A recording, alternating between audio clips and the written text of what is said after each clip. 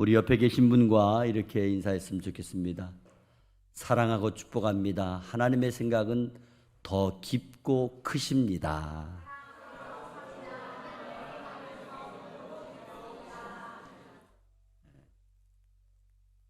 빨리 안 해도 되는데. 자, 오늘 봉독한 말씀을 가지고 하나님께서 교회를 흩으셨습니다. 그런 제목으로 함께 은혜를 나누겠습니다. 제가 어릴 때 교회에 다녔습니다. 부모님들도 교회에 다니고 저 또한 신앙생활을 잘했어요.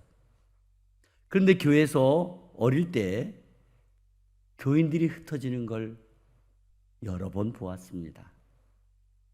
담임 목사님이 부흥회를 가셨을 때나 혹은 오래 교회를 비우실 때 부교역자로 계시는 부목사님이나 또는 전도사님이 교회를 나가시면서 성도들도 따라서 나가는 것을 보았습니다.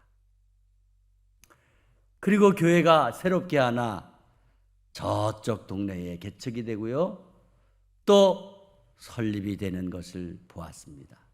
하지만 항상 보이지 않게 다투고 비방하고 싸우는 그런 모습들이 있었습니다. 그런데 그렇게 해서 나간 교회나 또 억지로 내보낸 교회나 여전히 잘 세워져 가고 있는 것을 보았습니다. 저는 어린 마음에 좀 슬펐어요. 왜 그럴까? 그런데 제가 신학대학을 졸업하고 부교육자로 섬기면서 깨닫게 되었습니다. 교회가 커지면 나누어야 하는구나. 그런데 나누지 않으면 하나님께서 직접 나누시는구나. 그렇습니다. 그래서 저는 목회를 하면서 작게나마 교회를 나누고자 했던 것입니다. 제가 지금 생각해 보면 성남에 그 교회를 중심으로 주변에 교회가 여러 개 세워졌던 것을 지금도 잊을 수가 없습니다.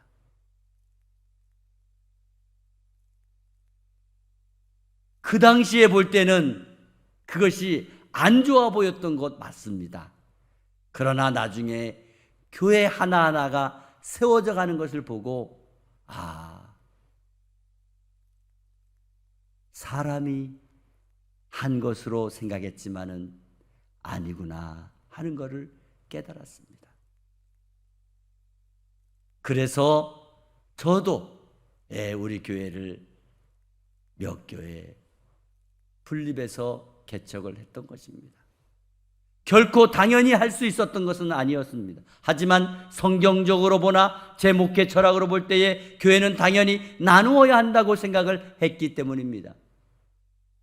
그런데 나누어 준 것 때문에 가슴이 아프고 힘이 들 수 있다는 것을 뒤늦게야 깨달았습니다. 물론 어떤 분들은 저를 책망 비슷하게 위로하는 말로 그렇게 말합니다. 왜 그렇게 나누어 주셨냐고, 왜 그렇게 했냐고, 보라고 그 사람들이 알아주냐고, 또 그들이 잘 되었느냐고. 솔직히요, 저는 주님만 바라보고 주님만 알아주면 된다고 생각했을 뿐입니다. 물론 저도 사람이기에 섭섭한 마음이 왜 없겠습니까? 하지만 그것 또한 제가 담당할 몫이라고 생각합니다. 다만 감사를 잊어버리는 사람들이 더 불쌍하고 안타까울 뿐입니다. 오늘 우리가 봉독한 사도행전 8장 말씀에는 교회사의 신기원이 담긴 역사적인 부분이 기록되어 있습니다. 예수님께서는 하늘로 승천하시기 전에 복음이 전파되는 순서에 대해서 말씀해 주셨습니다. 오직 성령이 너희에게 임하시면 너희가 권능을 받고 예루살렘과 온 유대와 사마리아와 땅끝까지 이르러 내 증인이 되리라 말씀하셨습니다. 제일 먼저 첫 번째 단계가 예루살렘입니다. 그런데 그 예루살렘의 복음화가 사도행전 7장 말씀에서 마무리되고 있는 것을 볼 수 있습니다. 그리고 8장 말씀에서부터는 두 번째 단계로 온 유대와 사마리아로 예수 그리스도의 이름이 전해지는 새로운 신기원을 맞이하게 되는 것을 볼 수 있습니다. 복음이 증거되고 있는 무대가 예루살렘에서 사마리아로 넘어가게 되고 있다는 것입니다. 그렇다면 어떻게 복음이 땅끝까지 전해질 수 있다고 생각하고 계십니까? 하나님께서는 이 일을 천사들에게 맡기지 않으셨습니다. 또 어떤 위대한 인물이나 권세자들에게 맡기지 않으셨습니다. 그리고 오직 사람의 입을 통해서 먼저 복음을 전해들었던 그 사람들을 통해서 증거되게 하셨습니다. 그 외에 다른 길은 전혀 없었습니다. 결국 복음은 먼저 받은 사람이 전해야 될 책임이 주어진다는 것을 알아야 합니다. 복음은 가장 먼저 들은 사람이 전해야 한다는 것은 예루살렘 교회 성도들을 통해서 보여주고 있는 것입니다. 그들은 누구보다도 먼저 생명을 걸고 예수의 복음을 어디에 가든지 전하는 일에 앞장서고 있었던 것입니다. 그들은 예수 안에서 변화된 사람들입니다. 육신의 정욕과 안목으로 살아가던 사람들이 변하여 거룩한 자들이 되었습니다. 성품이 바뀌었습니다. 성격이 바뀌었습니다. 생활이 바뀌었습니다. 심지어 인생의 목적도 바뀌었습니다. 삶의 의미도 이전과는 전혀 달랐습니다. 그들은 예수님 때문에 근본적인 변화를 받았던 것입니다. 이렇게 복음을 먼저 받은 예루살렘 교회는 무거운 영적인 책임을 감당하게 되었던 것입니다. 온 유대와 사마리아와 땅끝까지 이르러 복음을 전해야 되겠다고 하는 사명과 책임에 강력하게 사로잡히게 되었다는 말씀입니다. 오늘날 저와 여러분도 마찬가지입니다. 가족 중에서 가장 먼저 복음을 받으셨습니까? 그 사람이 바로 그만큼 무거운 거룩한 책임이 있다는 것을 깨달아 아시고 복음을 전하게 되시기를 간절히 바랍니다. 첫째로, 하나님께서 핍박을 통해 교회를 흩으셨습니다. 왜 그렇게 하셨을까요? 저와 여러분의 입을 통하지 않고 가족들에게 복음이 증거되지 않았기 때문에 그렇게 하신 것입니다. 저와 여러분이 입을 통하지 않으면 우리의 부모님과 우리의 형제와 우리의 자녀들은 구원받을 수 없다는 것입니다. 지역에서 어느 교회 성도들이 먼저 복음을 받았고 하나님의 말씀을 배웠다면 그만큼 책임이 더 무거운 것입니다. 소돔 같은 지역을 구원해내야 하는 책임이 바로 그 교회와 그 성도들에게 있기 때문입니다. 먼저 복음을 받았기 때문에 그만큼 책임이 무거워지는 것입니다. 예루살렘 교회도 먼저 복음을 받았기 때문에 그만큼 책임이 컸던 것입니다. 그런 예루살렘 교회에 스데반 집사님의 순교와 함께 무서운 핍박이 몰려오기 시작한 것입니다. 이 핍박은 비록 짧은 기간에 일어난 일이었지만 얼마나 무섭게 휘몰아쳤는지 마치 집중 폭우가 쏟아지는 것처럼 정신을 차릴 겨를도 없었습니다. 작은 핍박이 아니었습니다. 아주 큰 핍박이었습니다. 오늘 본문 3절 말씀에 보면 잔멸할세라는 말씀이 있습니다. 잔멸할세, 표현만 보더라도 어느 정도인가를 가늠할 수 있습니다. 잔멸할세, 이 말의 뜻은 침략당하여 멸망당하다, 그런 뜻입니다. 한마디로 침략을 당하여 모조리 멸절되고 죽었다는 겁니다. 거기에다 혈기왕성한 사울이라고 하는 청년이 각각 여러 집들을 방문하면서 예수 믿는 사람들을 잡아다가 옥에 가두는 등 맹렬한 핍박을 가하고 있었던 것입니다. 그러나 예루살렘 교회의 핍박은 그렇게 길게 가지 않았습니다. 그 핍박에 담긴 하나님의 깊은 뜻이 이루어졌기 때문입니다. 예루살렘 교회에 임한 핍박으로 말미암아 하나님의 특별한 목적이 있었다는 것을 알 수가 있습니다. 그것은 예루살렘 교회 성도들을 사방으로 흩어지게 하셨다는 것입니다. 오늘 본문 3절과 읽지 않은 4절 말씀에 보게 되면 핍박으로 인하여 일부 성도들은 감옥에 끌려가게 되고 고생을 하게 되었지만 그 나머지 성도들은 사방으로 다 흩어지게 되었던 것입니다. 그리고 흩어진 곳곳에서 복음을 전하는 것으로 알려져 있습니다. 하나님께서는 예루살렘 교회 성도들로 말미암아 복음을 들고 사방으로 흩어지게 하신 것을 믿으시기 바랍니다. 두 번째로 하나님께서는 땅끝까지 교회를 흩으셨습니다. 우리는 복음을 전해야 한다는 사명을 가지고 복음을 전할 마음은 있지만은 적당한 시기와 적당한 때를 잘 알 수가 없습니다. 또 어떻게 어디로 가야 할지도 잘 모릅니다. 예루살렘 교회 성도들도 마찬가지였습니다. 그들은 억지로 핍박을 통해 흩어지기는 했습니다. 그렇지만 어디로 어떻게 가야 할지 몰랐던 것입니다. 만약에 나름대로 선교에 대한 계획을 세웠다면 당신은 사마리아로 가시오, 당신은 유대 땅으로 가시오, 당신은 또 어디로 가시오, 이런 의논을 구체적으로 했다고 한다면 얼마의 시간이 더 필요했을지도 모를 것입니다. 그런데 핍박은 순간적으로 한꺼번에 즉각적으로 퍼지게 하는 강력한 방법이 되었던 것입니다. 그렇게 갑자기 흩어진 예루살렘 교회 성도들은 사마리아뿐만이 아니라 유대 땅 그리고 땅끝까지 흩어지게 되었다는 말씀입니다. 사도행전 11장 19절 말씀에 그때에 스데반의 일로 일어난 환란으로 말미암아 흩어진 자들이 베니게와 구브로와 안디옥까지 이르러 유대인에게만 말씀을 전하는데 그렇습니다. 스데반 집사님의 순교 사건 이후에 일어난 환란으로 성도들이 다 흩어져서 어디까지 갔습니까? 사마리아에만 간 것이 아닙니다. 베니게와 구브로, 안디옥까지 갔습니다. 구브로는 지금의 튀르키예 아래에 있는 큰 섬을 말합니다. 이방 지역까지 흩어졌다는 것입니다. 안디옥은 이방 선교의 전초기지가 되었던 곳으로 역시 이방 땅입니다. 사마리아 유대를 넘어 바깥 지역에까지 성도들이 가서 복음을 증거하게 된 것입니다. 얼마나 많은 사람들이 흩어졌기에 이렇게 멀리까지 복음이 전해질 수 있었을까요?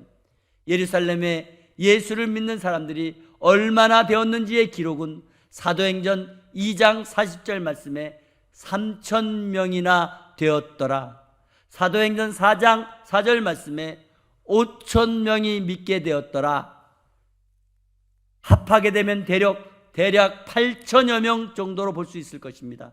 그러나 성경에 기록된 사람들의 수를 통상적으로 남자의 수로 통계가 되어 있는 것으로 볼 때에 부인과 자녀들까지 합하게 된다면 대충 잡아도 2만여 명으로 추정할 수 있을 것입니다. 그렇게 많은 사람들이 전부 한꺼번에 순식간에 다 흩어졌으니 복음이 얼마나 세차게 퍼져 나갔을까요? 하나님께서 정말 기가 막히게 역사하셨다는 것을 믿으시기를 바랍니다. 세 번째, 하나님께서 교회를 흩으심이 복의 통로가 되었습니다.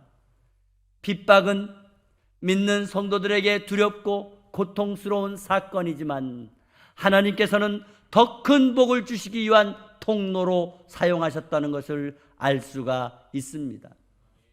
여기에서 우리나라 역사적인 사건 배경을 살펴본다면 과거에 우리나라는 북한이 복음화가 잘 되었지만 남한은 복음화가 되지 못했습니다. 거기에 비례해서 북한은 경제적으로 잘 살고 있었지만 남한은 경제적으로 가난하게 살고 있었습니다.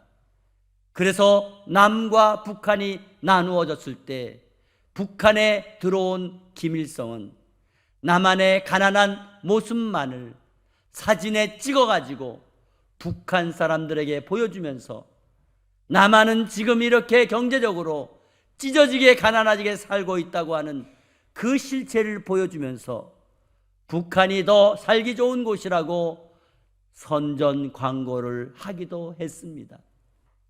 그러나 북한의 김일성이 지도자가 되면서 북한의 교회와 성도들을 핍박하게 되자 북한에 있는 교회 지도자들과 성도들이 남한으로 이주를 하면서 남한의 복음화가 시작이 되었고 급기야 한국교회의 부흥으로 이어져서 대한민국이 경제적인 복을 받게 된 그 배경이 여기에 있었다는 것을 생각하게 되면 하나님이 하셨음을 믿으시기 바랍니다. 그래서 다 지나고 보면 우리는 가끔 영적으로 소름이 끼칠 때가 종종 있는 것입니다. 그러면서 하나님은 왜 그렇게 잔인하실까? 우리 하나님은 너무 잔인하시다는 생각이 들면서 어떻게 그런 방법으로 복음이 증거되게 하셨을까 하는 의문을 가질 때가 있을 것입니다. 우리 입장에서만 본다면 전혀 이해하기가 어려울 수밖에 없을 것입니다. 하지만 하나님께서는 저와 여러분의 생각과 수준에서 분명히 차원이 다르다는 것, 분명히 차원이 높다는 것 분명히 아셔야 합니다. 이사야 55장 8절에서 9절 말씀에 이는 내 생각이 너희의 생각과 다르며 내 길은 너희의 길과 다름이니라. 여호와의 말씀이니라. 이는 하늘이 땅보다 높음같이 내 길은 너희의 길보다 높으며 내 생각은 너희의 생각보다 높으니라. 아멘. 그렇습니다. 하나님께서는 우리 인간과 수준이 다른 높은 생각과 높은 지혜가 있으신 분임을 믿으시기를 바랍니다. 마치 바람이 세차게 불어서 민들레 씨앗이 온 사방에 흩어져 갈 때에 왜 바람이 이렇게 심하게 부는 걸까 궁금하셨지만 하나님께서는 그런 방법으로 씨앗을 흩어지게 하시고 또 심으시고 또 넓은 세상에 싹이 나게 하시고 온 산에 가득 넘치게 하시는 것입니다. 물론 핍박은 어디까지나 사탄의 역사인 것을 알아야 됩니다. 하나님께서는 핍박을 선한 일에 사용하실 때도 있지만은 핍박은 언제나 주도적으로 또는 악의적으로 사용하는 자는 오직 사탄밖에 없습니다. 그래서 핍박이 시작되면 사탄이 교회를 이긴 것처럼 보이게 되는 것입니다. 스데반 집사님을 죽이고 예수 믿는 사람들을 잡아다 옥에 가두고 교회를 흩어지게 했을 때만 해도 사탄이 승리한 것처럼 보였을 것입니다. 그러나 그 이후 상황이 역정된 것을 볼 수가 있습니다. 사울이 눈물로 회개하고 돌아왔습니다. 주님의 충직한 종이 되었습니다. 흩어진 교회와 성도들을 통하여 지역마다 교회가 든든하게 세워져 갔습니다. 사탄은 예수님만 죽이면, 예수님만 십자가에 못 박으면 하나님의 구원 계획이 다 무너지는 줄로 착각했습니다. 그런 착각이 예수님을 십자가에 죽게 함으로 온 인류가 구원받는 길이 열리게 하였으며 부활의 첫 열매가 되게 하였던 것입니다. 사탄의 일은 모두 실패로 돌아가고 말았던 것입니다. 사탄의 일은 제대로 되는 일이 없는 것입니다. 사탄의 핍박으로 순교자의 피가 뿌려지면서 엉뚱하게 복음의 역사만이 더 크게 불같이 일어나게 되었다는 것을 믿으시기 바랍니다. 네 번째로, 하나님께서 흩으신 교회가 썩는 미랄이 되었습니다. 오늘날 교회가 해야 될 가장 중요한 일은 복음 전하는 일임을 믿으시기 바랍니다. 복음의 증인으로 살아가는 일인 줄 믿습니다. 예수 믿는 것 때문에 핍박을 받아 모든 것을 다 잃어버린 사람들을 한번 보십시오. 집도 생업도 다 포기하고 가족들이 뿔뿔이 흩어져 나그네가 된 사람들을 자세히 보세요. 세속적인 시각으로 보시면 그들은 완전히 패배자요, 실패자로 살아야 할 것입니다. 그런데 그들이 가는 곳마다 복음이 증거되었으며 그들이 그 지역의 산증이 되었으며 복음의 뿌리를 내려서 새 생명의 구원의 역사가 정착되고 완성되어 가고 있다는 것입니다. 저는 지난 6월 제주도에서 교단 세계 선교사 대회를 하는데 선교사님들의 자녀들이 고생하신 부모님을 이어서 2세대 선교를 시작하는 분들과 또 선교사님들의 자녀들이 한국에서 또는 해외에서 부모님의 선교 사역을 뒤에서 더 활발하게 서포트해주고 있는 선교 보고를 받고 정말 놀랐고 정말 깊은 감동을 받았습니다. 그렇습니다. 우리는 복음을 증거하는 일을 최우선에 두어야 될 줄 믿습니다. 우리는 사나 죽으나 주의 것인 줄 믿습니다. 세속적으로는 성공했으나 만족하지 못하고 삶이 공허하고 전전긍긍하며 불안하게 살아가는, 불행하게 살아가는 사람이 얼마나 많이 있습니까? 그러나 세속적으로는 크게 가진 것 없고 실패한 것처럼 보이지만 삶에 있어서 담대하고 만족하고 영원한 산소망을 가지고 영원한 복음을 증거하면서 행복하게 살아가며 복음을 증거하는 선교사님들과 그의 가족들, 그런 성도들이 많이 있음을 여러분 기뻐하시고 감사하시기 바랍니다. 교회가 이 땅에 존재하는 이유는 예수 그리스도를 모르고 영원한 멸망의 자리로 떨어지고 있는 수많은 사람을 건져 올리기 위한 귀한 일인 것입니다. 초대교회 예루살렘 교회 성도들은 핍박을 받아 흩어졌으나 나그네가 되었으나 여전히 복음 전하는 일을 게을리하지 않았던 것입니다. 요한복음 12장 24절 말씀에 내가 진실로 진실로 너에게 이르노니 한 알의 밀이 땅에 떨어져 죽지 아니하면 그대로 있고 죽으면 많은 열매를 맺느니라. 아멘.